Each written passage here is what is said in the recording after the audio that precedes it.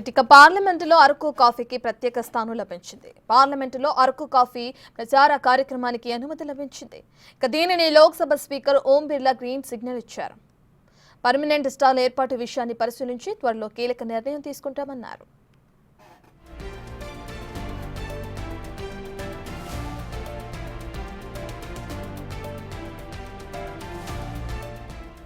గత కొంతకాలంగా ఏపీ ప్రభుత్వం అరకు కాఫీని ప్రమోట్ చేస్తుంది.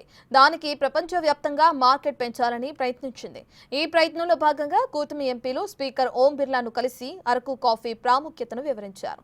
ప్రపంచవ్యాప్తంగా ఉన్న కాఫీ ఉత్పత్తుల్లో అరకు కాఫీకి ప్రత్యేకమైన గుర్తింపు ఉందని చెప్పారు.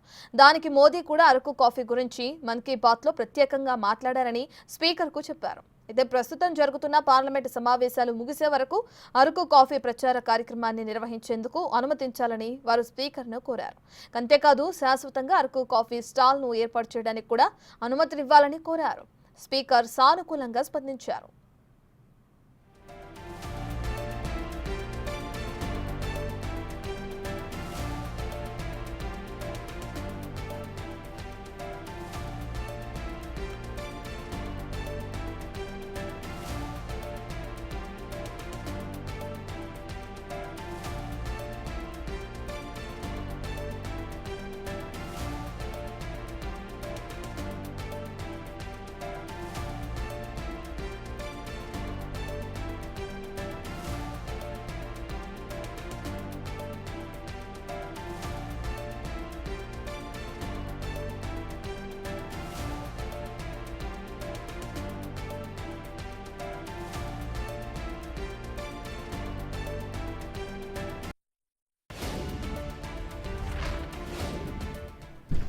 అరకు లోయలో తయారవుతున్న కాఫీకి చాలా ప్రత్యేకతలున్నాయి.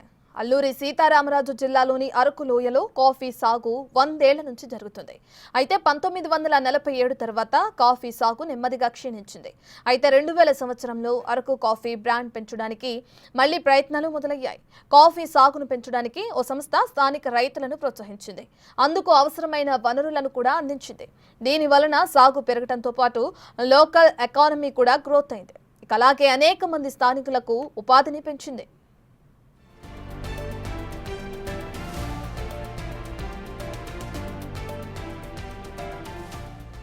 కొన్నాళ్లకు ప్రత్యేకమైన కాఫీ గింజలను సాగు చేసే ప్రాంతంగా అరకు బ్రాండ్ను క్రియేట్ చేసుకుంది.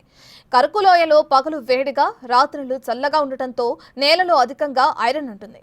ఆ వాతావరణమే కాఫీ గింజలకు ప్రత్యేకమైన రుచిని తీసుకొచ్చాయి.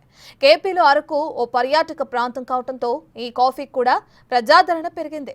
2019లో అరకు కాఫీకి జిఐ హోదా కూడా లభించింది. ఇప్పుడు పార్లమెంటులో ప్రచార కార్యక్రమం ఏర్పాటు చేయడంతో మరింత ఆదరణ లభించనుంది.